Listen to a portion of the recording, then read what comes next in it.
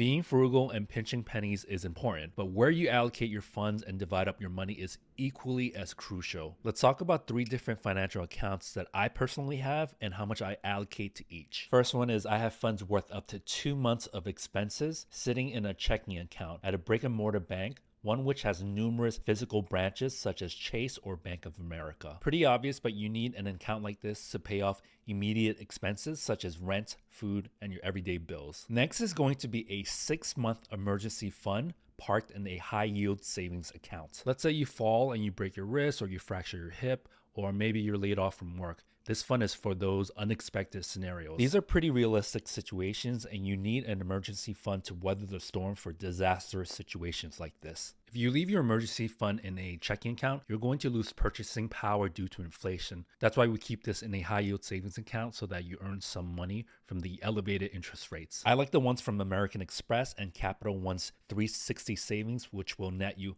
3.8%. I personally use a money market account from Schwab with the ticker symbol SWVXX, which currently has an interest rate of 4.27%. Last one is a type of retirement account called a Roth IRA, which can act as a secondary emergency fund without penalties. I'll explain in just a second. They're really powerful because they grow tax-free. So let's say you contributed for 30 years and now you're ready to withdraw 1.3 million at retirement age. None of that will be taxed. You still need to invest the actual funds in it. I personally split my portfolio equally amongst QQQM, VOO, and SCHD. You do need to open up a retirement account with a financial company.